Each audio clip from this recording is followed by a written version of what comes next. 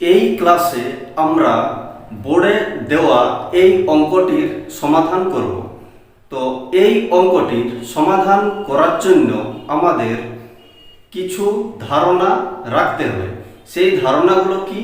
এই যে এখানে পাওয়ারগুলো আছে এবং ঘনমূল, নবমূল, পঞ্চম মূল এইগুলো আছে, সেটা কিভাবে লেখা হয় সেটা জেনে রাখতে হবে।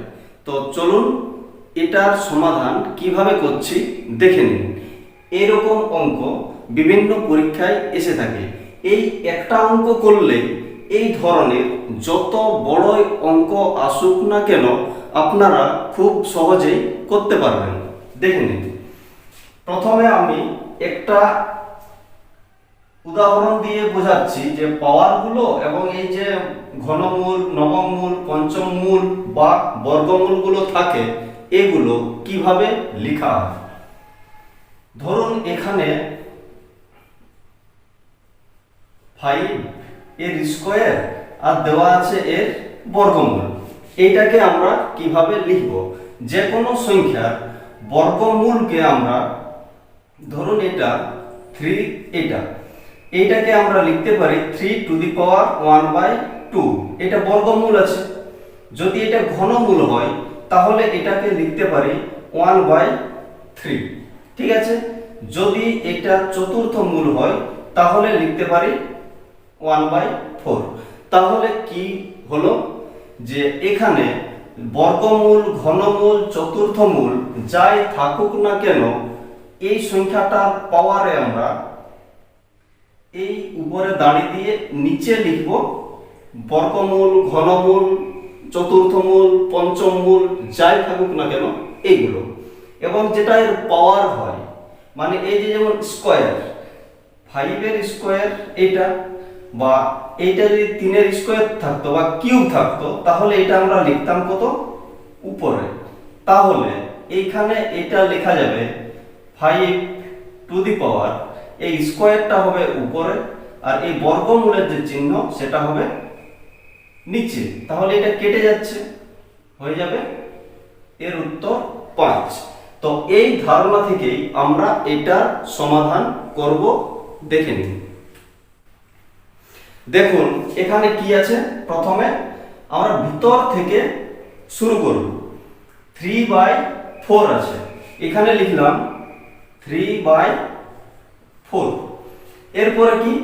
এই ব্র্যাকেট বা প্রথম বন্ধনী দিয়ে তার পাওয়ার দেওয়া আছে।